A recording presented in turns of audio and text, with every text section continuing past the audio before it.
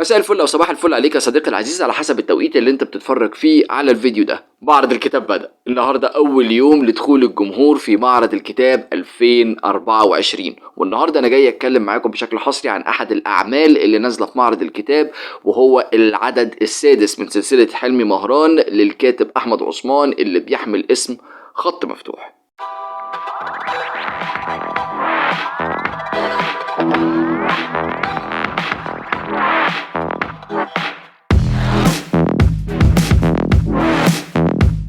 الحقيقة ان الواحد مبسوط جدا وسعيد جدا ان النهارده اول يوم معرض كتاب، وانا بنزل لكم الفيديو ده وانا دلوقتي موجود في المعرض. المعرض المفروض ان هو اول يوم دخول جمهور يوم الخميس، فالنهارده الاربع وانا قاعد بسجل لكم الفيديو ده علشان تتفرجوا عليه وانا اوريدي في المعرض. في فيديو النهارده احنا جايين نعمل مراجعه عن العدد السادس من سلسله حلمي مهران اللي بيحمل اسم خط مفتوح، العدد الجديد من السلسله اللي بطلها شاهدنا اول ظهور ليه في روايه 31/10. والله الروايه موجوده ورايا، استنوا كده. رواية 31/10 للكاتب أحمد عثمان اللي كان بطلها هو حلمي مهران، الشخصية اللي كانت شخصية غنية جدا وكانت ريتش جدا، وكانت شخصية مجسمة كده، شخصية 3D، تحس انها لسه الشخصية دي عندها حاجات كتيرة جدا تانية ممكن تقولها. مش عارف احطه فين، احطه هنا، احطه هنا كده، احطه هنا يا عم عادي، يلا صباح الفل. فبالتالي الشخصية دي بالنسبة لي كانت شخصية حلمي اثبت مكانك، الله يبارك لك، مش ناقصه نوش، اثبت.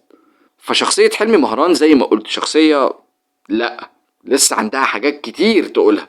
شوف يا صديقي العزيز، خليني في بداية الكلام اقول ان العمل ده فيه حاجة حلوة جدا، وهو ان هو متصل ليه علاقة بالعالم بتاع احمد عثمان، ليه علاقة بالروايات بتاعت احمد عثمان، ليه علاقة بالسلسلة بتاعت حلمي مهران، ولكن الرابط اللي ربطه واللي قافشه كده مع السلسلة منفصل شويه. فلكن العدد ده نقدر نقول ان هو بشكل ما ستاند الون، فتقدر تقراه لوحده، وتقدر اصلا انك تبتدي بيه السلسله، بعدين ترجع تاني تبتدي تقرا من اول العدد الاول او القضيه الاولى والقضيه الثانيه والقضيه الثالثه والقضيه الرابعه والقضيه الخامسه والقضيه السادسه. ودي كانت حاجه حلوه جدا وجميله جدا بالنسبه لي، ان سلسله حلمي مهران مش ماشيه باسم السلسله او العدد الاول العدد الثاني، ولكن القضيه الاولى القضيه الثانيه القضيه الثالثه القضيه الرابعه القضيه الخامسه القضيه السادسه كقضايا. لان حلمي مهران اللي في 31/10 ساب السلك الوظيفي الأساسي بتاعه كضابط في الشرطة واتجه للمحاماة.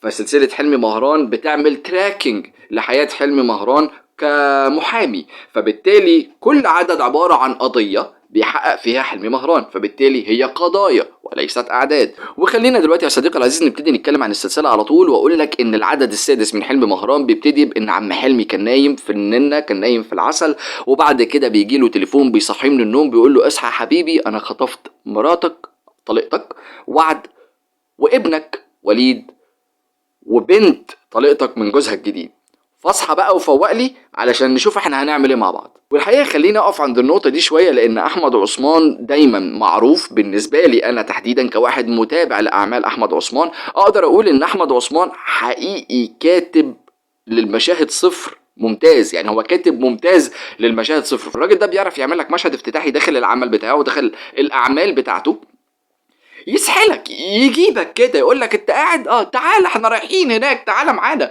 ويجيبك وتروح وتتسحل وتبقى مبسوط جدا جدا جدا جدا جدا كمان. فالحقيقه ان البدايه بتاعت العدد فعلا بتكون قويه وفعلا بتكون بتشد، لان حلمي مهران معروف باتزانه، معروف بان هو رزين، بان هو مش هقول حكيم، لكن هو بيحاول يتسم بالحكمة، بيحاول ان هو يكون عقلاني. فلما تجيله تليفون او لما يجيله تليفون يهز الصورة اللي احنا عارفينها عن حلمي مهران، يبقى لا يا معلم ستوب، ده انت عامل لي رواية داخلة في 500 صفحة. شايفين الرواية حجمها قد ايه؟ رواية داخلة في 500 صفحة و5 أعداد ب5 قواضي لحلمي مهران. الراجل دماغه تتقل بالذهب. على أي أساس أنت جاي دلوقتي بتعمل لي شخصية حلمي مهران مهزوزة؟ على أي أساس أنت جاي دلوقتي وبترمي لي الهلب إن القضية اللي معانا دي هتحرك حاجة في حلمي مهران، هتهز حاجة في ثقة حلمي مهران بنفسه؟ لا يابا أنا مش شاري، مش منطقي. فبالتالي البداية لما تخليني أحس الإحساس ده، يبقى الكاتب نجح في إنه يبني مشهد صفر ممتاز جدا وجميل جدا. طبعا حلمي مهران بيبتدي من اول النقطه دي، يصحى كده ويفوق من النوم ويبتدي يدور يشوف اصلا فين ابنه اللي المفروض ان هو كان موجود عنده في البيت، ولقاه مش موجود. لا ابنك اتخطف، ابنك معانا. طليقتك معانا، بنت طليقتك الرضيعة معانا، انت دلوقتي لازم تروح وتقضي وتعمل بعض المهام اللي بيها هتنقذهم هما التلاتة. فبالتالي حلمي مهران على مدار القضية الستة او العدد السادس بيخوض 3 مهمات او 3 ميشنز، 3 ميشنز. وفي الميشنز دي مهمته ان هو ينقذ ال3 شخصيات اللي تم خطفهم عن طريق اللي كان الكاتب دايما بيشير اليه باسم المتصل، لان دايما كان الخاطف ده بيتصل بيه تليفونيا. وخليني اقول ان المتصل ده هاكر، وكان راكب تليفون حلمي مهران، وكان راكب كل الكاميرات اللي حوالين حلمي مهران. فحلمي مهران على طول العدد كان في حالة من عدم الاتزان لانه مراقب، فهو كان محاصر، فاتحط في دايرة من التوتر خرجت حلمي مهران عن الشكل وعن الهيئة وعن الفورم وعن الشيب اللي احنا نعرف عليه حلمي مهران. ودي كانت نقطة حلوة جدا جدا جدا، حسيت ان الكاتب خرج بيها بنفسه وخرج حلمي مهران بيها بره الكومفورت زون. نرجع دلوقتي للمهمات اللي كان بياخدها حلمي مهران داخل القضية الستة علشان ينقذ بيها 3 شخصيات أساسية، وهم طليقته وعد، ابنه وليد من طليقته، وبنت طليقته من جوزها الجديد فؤاد. فال3 شخصيات الأساسيين دول مخطوفين من المتصل. وبعد كده بيبتدي المتصل يتواصل مع حلمي مهران من أول صفحة في العمل لآخر سطر مكتوب داخل العمل. والمتصل هو اللي كان بيفرض المهمات دي لحلمي مهران ويقول له يروح فين ويعمل ايه ويعمله ازاي، بل ويدله ويساعده في حل المهمات علشان يقدر ينقذ ال3. ازاي؟ الله، انت عايز ايه؟ انت عايز حلمي مهران ينجح ولا انت عايز حلمي مهران يفشل؟ انت مين يا ابني؟ اللي هو انت ازاي يا احمد يا عثمان جايب لي واحد المفروض ان هو مجرم والمفروض ان هو خاطف لي 3 شخصيات اساسيه في السلسله اساسا، ومخلي الخاطف بيساعد حلمي مهران انه يروح ينقذهم؟ طب خطفهم ليه؟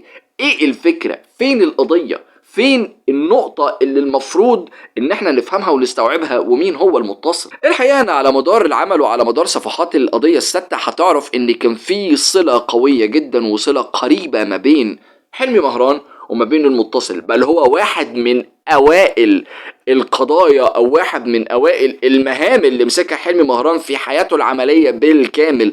فحلمي مهران بيكون عنده نوع من انواع، مش عايز اقول فقدان الذاكرة، لكن عنده بلوت هولز كده، عنده بلاك هولز في دماغه، حتت كده واقعة وضايعة ومش موجودة من اللي كان بيحصل قبل 31/10، علشان يطلع لنا المتصل اللي موجود من العالم اللي قبل 31/10 ويطارد حلمي مهران فيما بعد 31/10 في السلسلة الخاصة بيه. من النقط الحلوة اللي كانت موجودة في الموضوع ان المهام اللي كانت بيحطها المتصل لحلمي مهران ما كانتش مهام يعني جسدية او تخليه يبذل مجهود جسدي، وعلى قد ما كنت بحس ان المهام دي كانت كل مهمة منهم بيطلع منها حلمي مهران بإثيكال ليسن، بدرس أخلاقي. لا، ما هو انت مش هتعلقني 5 أعداد سلسلة ورواية 500 وشوية صفحة تاني، تمام؟ مش هتعلقني كل ده بشخصية وفي الآخر اكتشف ان الشخصية دي عندها بعض الأخلاقيات اللي انا كنت بقول ان هي جامدة جدا عشان عنده، فجأة اكتشف انه لا، الأخلاقيات دي غلط، ده في حاجات تانية احسن المفروض انها تكون عنده. او اقول لا، ده الأخلاقيات دي غلط، ده صحها كذا. او لا، الأخلاقيات دي صح بس بيتم تطبيقها بشكل غير صحيح، وده ممكن يودي ناس كتيرة جدا في 60 داهية زي ما حصل في العدد السادس اللي احنا بنتكلم عنه النهاردة. الحقيقة واللي انا استغربت له جدا ان القضية الستة ما انتهتش في نهاية العمل او في نهاية القضية او نهاية العدد، ده انتهت في بداية الربع الاخراني من العمل. والله العظيم، يعني القضية اتحلت فعلا فعلا فعلا في بداية الربع الاخراني من القضية او من العدد. الله، طب احنا قعدنا نعمل ايه بقية الربع؟ انه يبتدي يفند لك بقى ويفرز لك كل اللي فات علشان كل unknown variables او كل المعطيات الغير معلومة او الغير مفهومة اللي كانت موجودة جوه العمل تبتدي تتكشف لك بقى لحد ما هتكتشف الكارثة الكبيرة جدا وضربة المرزبة او ضربة الشاكوش او المطرقة الجميلة اللطيفة اللي هتاخدها على دماغك في اخر ربع صفحة في العدد واخر سطر في العدد. فخليني اقول لك يا صديقي العزيز ان الكاتب احمد عثمان نزل له الفتره اللي جايه دي روايه جديده مع دار كيان، ودي معلومه انا بقولها لك اهو بشكل حصري واول مره تتقال، ان احمد عثمان ليه روايه اسمها روحي فيك نازله مع دار كيان. تقدروا تروحوا تسالوا عليها في معرض الكتاب لو حابين، لانها هنحاول، هو بيحاول حاليا انها تنزل في المعرض، لكن لو ما لحقناش انها تنزل في المعرض فهتلاقوا الروايه متوفره وموجوده بعد المعرض في جميع المكتبات ان شاء الله. لكن النقطه اللي انا عايز اتكلم فيها ايه؟ ان روايه روحي فيك مقتبسه من حلقات روحي فيك اللي كانت موجوده في مسلسل 55 مشكله حب اللي كان من كتابه احمد عثمان. طيب انا لو حبيت دلوقتي اني اتكلم عن الايجابيات وعن السلبيات اللي موجوده داخل العمل، هقول ان الايجابيات هي ان القصه محبوكه بشكل حلو جدا، وان البلوت هولز اللي كانت موجوده بالنسبه لي داخل العمل كانت شبه معدومه. يعني انا ما لقيتش تقريبا بلوت هولز، او كعاده احمد عثمان دايما وانا بقرا الاعمال بتاعته بحس ان في 5000 خرم موجود جوه العمل، وبحس ان في مشكله كبيره جدا في تربيط الاحداث، عشان باجي بوصل دايما في اخر العمل بلاقي ان لا والله هي الدنيا كويسه والدنيا فعلا اتربطت، وان الراجل قدر انه يغطي كل النقط السوداء دي او كل النقط المفتحه دي، هو فعلا بيسدها قدام وفعلا بيقفلها قدام نقطه نقطه وما بيسقطش منهم واحده. ولكن الحقيقه ان الراجل بيبقى سايب لك النقط المفتحه دي كنوع من انواع الكليف هانجرز او الخطاف كده اللي يشبكك عشان تفضل مكمل، عشان انت تبقى عايز تعرف اكتر واكتر واكتر ايه اللي هيحصل قدام في العمل بتاعك، ودي نقطه من النقط الايجابيه جدا.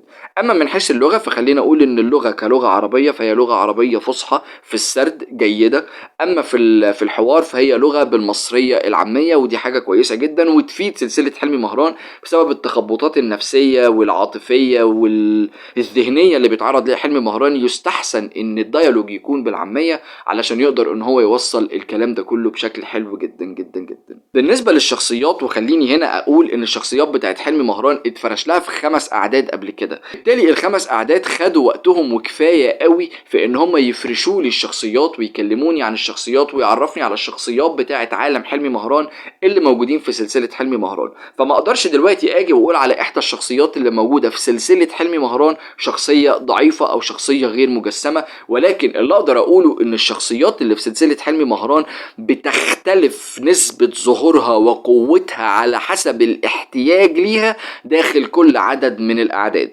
لكن اللي نقدر نتكلم عنه فعليا هو مين؟ هو الشخصية اللي ظهرت لأول مرة معانا في العمل، وهي شخصية المتصل، اللي الحقيقي الكاتب قدر ان هو يعمل لها خلفية ممتازة ورائعة. اداني دوافع للشخصية حلوة جدا، اداني مبررات للي الشخصية بتعمله حلوة جدا، وصلني ووصل حلمي مهران انه يعدل من اخلاقياته، وان انا شخصيا كقارئ اتعاطف معاه بل واكره حلمي مهران او الوم عليه بنسبة كبيرة بسبب اللي حصل داخل صفحات هذه القضية. النقطة السلبية الوحيدة اللي انا شايف ان هي موجودة في العمل هي برضو التدقيق والمراجعة اللغوية. انا حاسس ان هم كانوا محتاجين شوية وقت اكتر من كده الصراحة. يعني انا حاسس ان التدقيق وان المراجعة كانوا محتاجين ان احنا نتك عليهم شوية، كانوا محتاجين ان احنا نبص عليهم كمان مرة، في بعض الكلمات كانت محتاجة انها تتعدل، في بعض الكلمات كانت ناقصة، في بعض مش جمل علشان ما يبقاش بقول كلام غلط، مش جمل محتاج يتعاد صياغتها، لا بس في كلمات محتاجة انها تتبدل مكانها او يتغير معناها او تتبدل بكلمة اخرى ذات نفس المعنى، بحيث ان الدنيا تكون ابسط وتكون اسهل او تكون اوضح. يعني الموضوع بالنسبة لك مش هيكون مبهم، مش هتقرا طلاسم، ولكن في نفس التوقيت الموضوع ده لو كان اتعدل كان هيخلي الموضوع اكثر سلاسة بكتير قوي يعني.